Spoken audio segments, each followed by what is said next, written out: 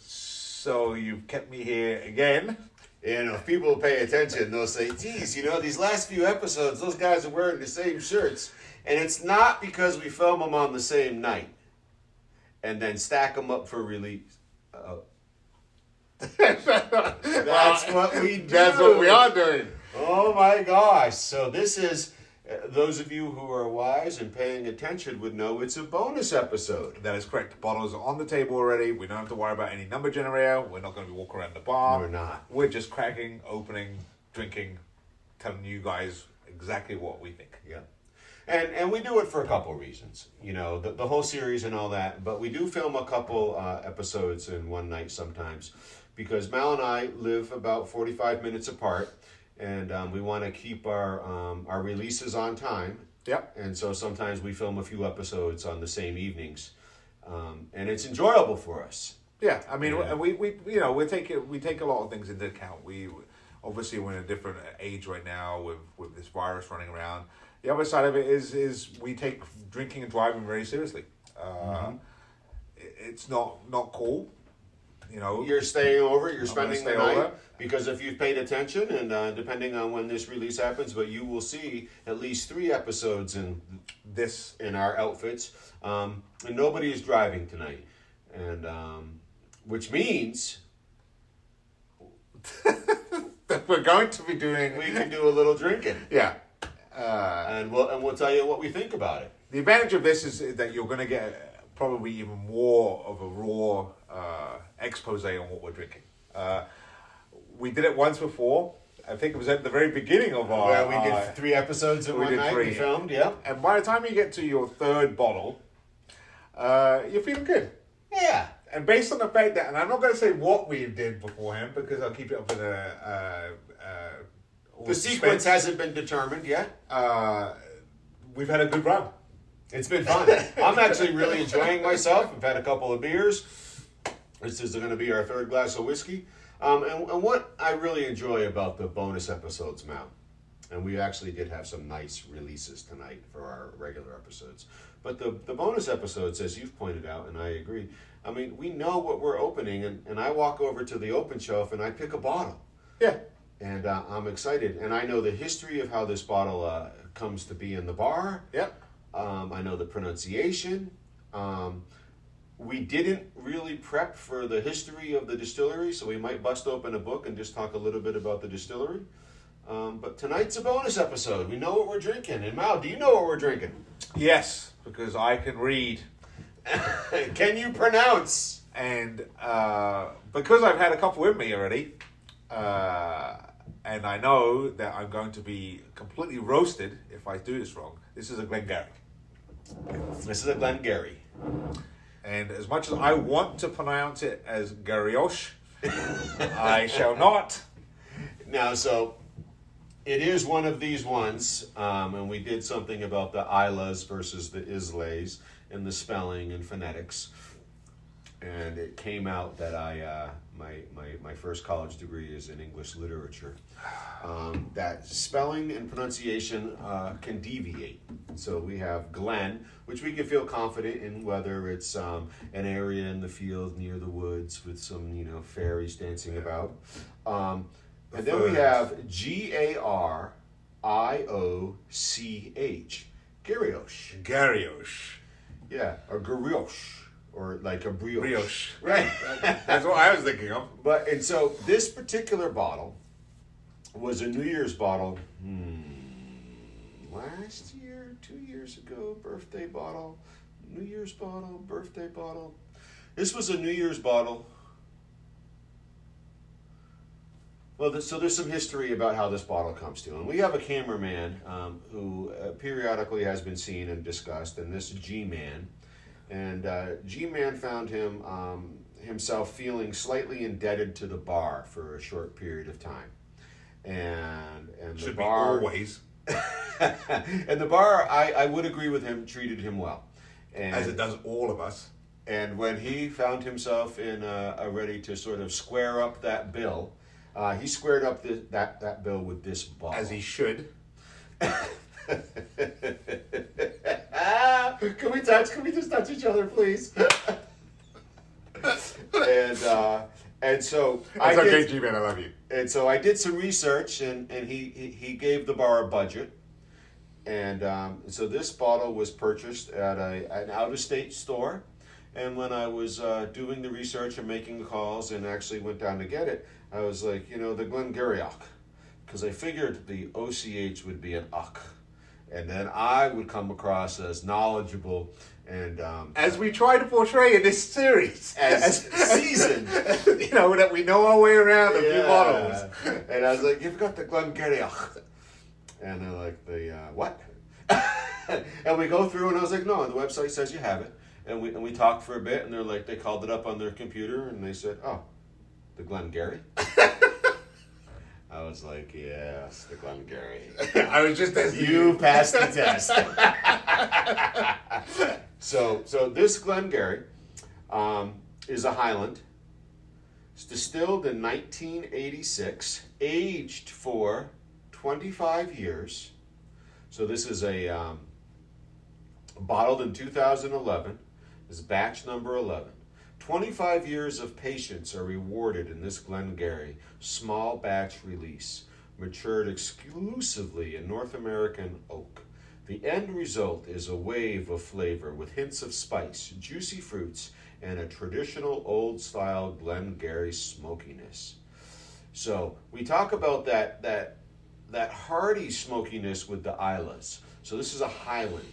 So I think we're going to end up with something very smooth and smoky. So there are some more words here, and they're quite small, so we know Mal can't read them. Nope. Tasting notes. It's pretty impressive I can read this, right? Yeah, actually it is. It's Tasting notes. Smooth, velvet-like cream and subtle coconut pique the senses from the nose, turning to wood spice, pungent peat smoke with a medley of sweet, juicy pears and ripe bananas on the palate. A hearty yet refined Highland treat. It's like a king's table. They've just described the king's table. of fruit. Well, yeah. And the fire in the background of the castle, smoking the whole room. The Glen Gary, a rare cask strength, non-chill filtered single malt. Let's find the alcohol.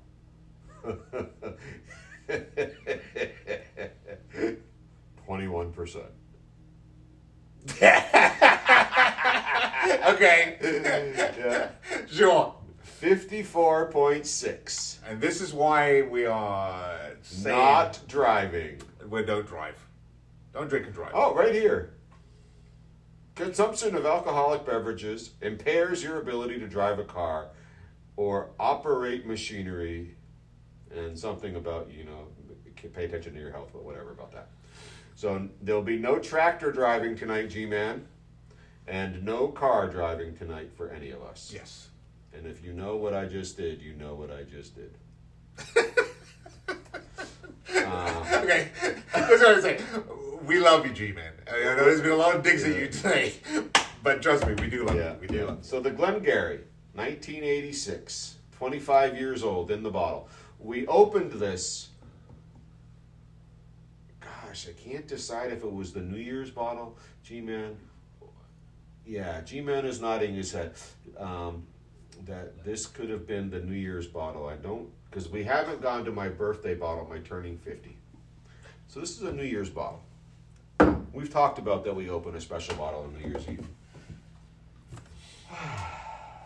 So I'm going to have a sip of this beer, Mal. Anything you want to say? Just to give everybody a heads up, you may see that I'm staring off. Sometimes I don't stare at Colin or the camera. And I'm staring at a bunch of bottles of Scotch. And basically I get sucked in and I'm just like reading these labels. And there's a couple of labels in this group that I will have to say I'm like not sure about or I've not seen. Well, there's a Glen Gary. And then there's a few in there. I'm just like, so just let you know, it's not like I'm not paying attention or trying to go just off to my own world. It just, there's a wonderful group of Scotches right here. And you see the bottle to the right of the Glen Gary? Yes. That's a Glen Gary as well. Oh, really? It's a private label. They bought a cask from the distillery and determined it was worthy of. So, New Year's bottle. Something special. So we're just going to be transparent here. G-Man just wrote us a note on the thing, so I'm going to read it. Oh, G-Man is apologizing to the world right now that this was the New Year's Eve bottle for This past 2019, 2020. So we drank this to welcome in the year we're in, which has been a disaster, depending upon the way you experience life, and lockdowns and quarantines and people passing away and just all kinds of stuff. But G-Man, I absolve you of the responsibility. And I'm going to say, in fact, I would think that without this bottle, things would be much worse. yeah, I'm going to say actually, because considering the amount that's been drank out of it, that didn't start this off. Yeah, this wasn't it. This wasn't it. This has made things better this year. And so we're going to try to get some of that magic, and we can end on a good note. So the Glen Garioch. Let's see if we have a pop in this bottle. Okay.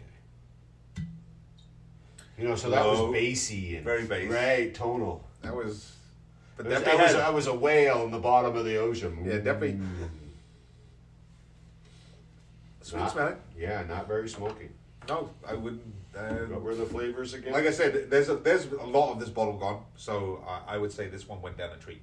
The end result is a wave of flavor with hints of spice, juicy fruits, and traditional old-style Glen Garioch smokiness.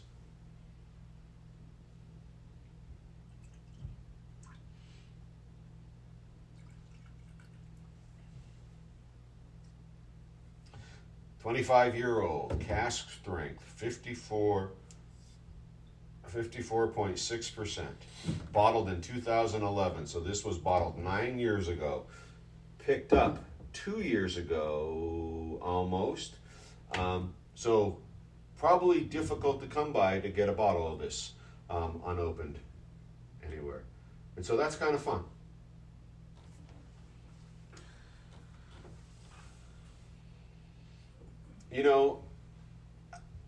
We've noted that we've had a few whiskeys tonight, and you'll see the episodes. Each whiskey, the nose on each whiskey has been just so different. And again, I've just taken the nose of this whiskey, and it is reminiscent of nothing we've drank tonight already.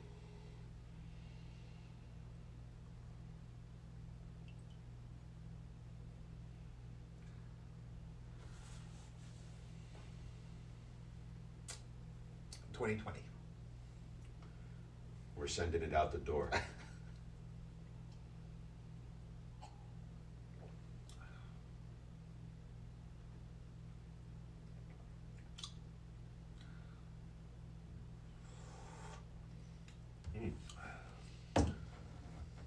So, and again, not to let any cats out of any bags.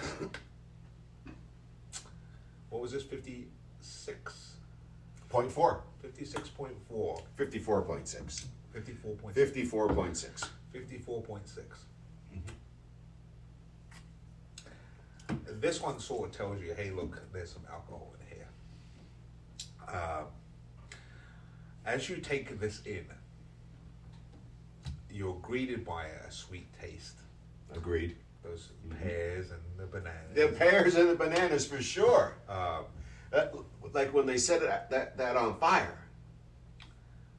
And then all of a sudden, someone lights a match. Yeah. And it goes, poof. And you get that heat. Yes. And you get that. I'm not going to. I'm going down that route because I've just said it, or I'm about to say it. Not medicinal, but in the sense that you get that. Not metallic, but you have that taste of it's all of a sudden. I've got this heat. It's like a tincture. But I will say this: I don't get an exorbitant amount of smokiness. Agreed. It's there. A hint Hint. at the very end, Yeah. but I don't feel like it's overpowered me. I don't feel like I'm like, oh, No. this is, ooh. Pass me the book. I want to. The Green Book? The Green Book. Not the film. Though the bitter end would probably be listed, if I understand. I have turned, literally, to Glen Garioch. But I will say this: I understand why there's this much its bottle gone, because it is very, very palatable. Glen Garioch. Highland, Eastern Highlands. There's an address, blah, blah, blah.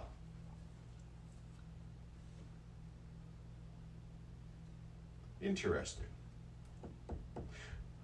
We'll recall, if we pay attention, that this book was published in 2004, thereabouts. The most recent edition began in the 80s, but the fifth edition here, Glen Garioch got mothballed for a while. I do know that they are releasing again, so it certainly is distilling again. Which we... At the point of this publication, hopes that Glen Garioch would reopen thus far have not materialized, but should not be abandoned. Antiquity. 1785 refers to a licensed distillery on the same site. Right, and again, oftentimes as you learn about the histories of distilleries now, they'll talk about the location rather than the name. And they'll say there's been somebody distilling here due to licensure or bootleggers or things like that. Because oftentimes, I think people are confident to think whiskey has been made in Scotland well before the documents exist. And here is one of the few distilleries with its own malting floors. So it will take its grains and it ages and dries and does its magic in-house. Oh my gosh, so here we're going to go back to the statement we just did. First, there's the distillery's antiquity. An announcement in the Aberdeen Journal in 1785 refers to a licensed distillery on the same site. This makes it Scotland's oldest license holder. Not distillery, but they have the oldest permission of the king to pay taxes on their whiskey. The glen that Glen Garioch is from grows some of Scotland's finest barley. Finally, there is the question of peat, which we've discussed as just a hint.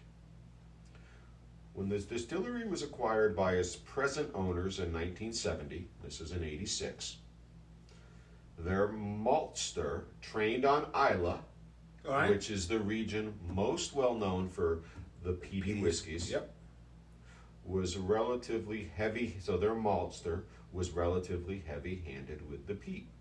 The result was a whiskey with the old-fashioned smoky flavor. We're finding a very mellow example of that. Production stopped in 1995, but distillation restarted shortly thereafter, and again has shut down apparently again. House style is lightly peated. So the Glen Garioch, the oldest license holder to produce whiskey in Scotland, at least the physical location, not known as Glen Garioch at the time. And I will say, I think we've had, maybe a couple of times at the bar, we've had a different Glen Garioch. We've had several bottles of Glen Garioch here Glen before. Garioch, okay. Yeah. So back to the flavors in our experience. And definitely more smoky. But this one is it is. It's what is that? Is that called flambe with the bananas on fire and the pears and stuff? No, what is that called? Isn't that bananas monsters? I don't know. Banana. I don't know. Flambe. I don't know. Is it Jubilee? We have to start paying our staff a little bit more. This is impressive. We have research going on around. Absolutely impressive. Bananas Jubilee. Jubilee. Bananas Jubilee. Thanks again to G-Man, who feels, I think, particularly invested in the storyline here tonight because this is a bottle that he brought to the bar. And he did a good job. Yeah, this is again. We weren't doing him a favor by drinking this much. No, I mean, I don't think it was one of those ones where I was like, oh, we're going to save this. But that being said, Well, I'm gonna stop you there. Instead of saying, "Oh, we're not going to save this," I think that we reserve certain whiskeys to drink at certain times. Correct. And so this isn't a bottle that when we're just having an evening of snooker that I bust up. No. Because I want certain bottles to be drank in certain experiences, and other bottles is just like open bar. And this is not an open bar bottle. And I think as we approach New Year's, I think it will be good to start to run down this, where we go and how we approach New Year's, in the sense of this is what we're going to be drinking to try, and this is what we drink because we're drinking it. And I think that's probably one of the biggest things about this bar that's been over the well over a good decade. Agreed. There are a lot of scotches in this bar, and there's a lot as this show is now going through, there are a lot of bottles in this bar that are not opened. However, there are a lot of bottles in this bar that we have actually drank. And there is a certain amount of choice when it comes to what we share as a group, in the sense like we're going to try this. Mm-hmm. And this is just for this specific day. Yeah, this you're only going to occasion. get X amount. Yep. It's not like we just like open a bottle and go. Yeah. And then there are certain bottles that we have here that we're like, oh, have at it. Yeah. This is what we do. And this probably was one of those ones where we started off, and as you can see, there probably was a few of us here drinking out of it. And it really is to go back to what we do. This is another one of those scotches where you could say, hey, look, I'm a scotch drinker. Because this is not going to be your safety net. This is not going to be something that you would say the ordinary person, or the person who's not experienced with drinking scotch would approach and say, hey, I'm going to buy one of those. Oh no, this is not, I don't know what I'm doing, I'll take that. Yeah. However, unless all you do is make it rain and you have no Yep. idea. However, I will say this. As scotches go, this is not so bad a introduction into something that's a little bit more dangerous, a little bit more of a flavor profile that really goes away from what you may think scotch should taste like. Well, let me stop you there and make sure I understand what you mean by dangerous. And I'll interpret it this way. I know how much this bottle of whiskey cost. Okay. And we're not in four figures, but we're into the north three Yes. figures. Okay? And when you buy a bottle of whiskey that begins to be in that range or higher, you are taking a risk. Correct. Because if the outcome, and you say you're sharing with 12 people, which is not uncommon here for experiences like that, and if the outcome is 11 people are like, and one person is like, oh yeah, because it was their wallet, that's the risk. Correct. Right, and that's the danger. Yes. And so when you go down that pathway in life, you really are taking a risk of, and this is what we're trying to do here about honesty and experience. And there have been times here when there has not been a unanimous response to the celebratory bottle, whether it's a birthday or a New Year's Eve. And so we look for ways to experience the whiskey for what it is rather than for how we're receiving it. Correct. This, I think, checks both those boxes. Yes. We experience for what it is, and it's well received with us. Yes. And I can attest to this. One, I have a bottle at my house that I'm like, put some money into it, and it's not fantastic. And I've been here for New Year's where we've opened bottles that I've had high hopes. Mm-hmm. And not that they've been dashed, but it's been to the point where I'm like, you know what? That wasn't as great as I thought it was going to be. And maybe that is the wrong approach, and maybe that's why I went through that. But I'm thinking like, hey, look, you know what? There's a lot of hullabaloo about this. I'm expecting something to be great. And then all of a sudden you're just like sort of like dashed in the sense of like, oh, well, that wasn't as spectacular as I thought it was. Right. We don't want to go with letdown, so it's a matter of sort of setting your expectations. No, I'm sure we're carrying on a bit. And And so I think I'd like to do something that we don't do very often, and so I'm just going to invite G-Man up to the bar and to have a taste with us and our closing toast. That's because he wrote all that stuff. Oh, he did. He gave real-time research. So let's just put a little bit and. So G-Man, everybody. Yeah, Grumman we've known since the early '90s. He stumbled across us at We're going to go with late 90s, late 90s. Oh, that's right. Yeah, it was late '90s. Excuse my bad. Yeah, you and me, early 90s. Yes. Stumbled across him at a paintball venue that we called our home for many years. Shout out to EMR Paintball Park. But Grumman came down and basically said, "Hey, what are you guys doing? I'm bunking with a couple guys that are sleeping with their paintball markers. Are you doing anything?" And believe me and Colin said, "Yes, we're drinking." Yeah, he came down essentially and said, "I'm up here with these losers, and I'm not looking to be a loser tonight. Are you guys losers?" And we're like, "No, we're drinking." No, we're not losers. We're winners. Winners. Winning. All We're weekend. winning, yeah. All Like weekend. Adonis DNA down here at Exactly. Disneyland. You know, it's just like, but it's like, Grumman does great work behind the scenes. You don't really get to see him. Every once in a while you see a hand. And yeah, in the camper episode, That was my we saw debut. his cup. Yep. but I will say that without G-Man, this would not be possible. Yeah, And, you'll see the walkabouts in the bar, and there's not a lot of shakiness and all that. G-Man learns the software of our equipment. He is our technical guy. Yeah, he's definitely like taking this upon himself to be part of this adventure. And we give him some rubbish in life. We do give we've given him a lot of rubbish in life. Starting with his name, and those of you who are familiar with Weird Al Yankovic and the series he used to put on, not him, Dr. Demento used to put on, and Weird Al would be played a lot on Dr. Demento. There is a song known as Boot to the Head. So check it out. That's G-Man's origin story with us. Yeah. But back to the whiskey. Back to the whiskey. Yeah, G-Man means a lot to us. Back to the whiskey. G-Man, anything you want to say about this whiskey prior to our toast? Well, you know how I usually react to the cask strengths. Yeah, he I starts have hiccuping. hiccups He right starts away. hiccuping. For something of that Didn't even think caliber, Yeah, well.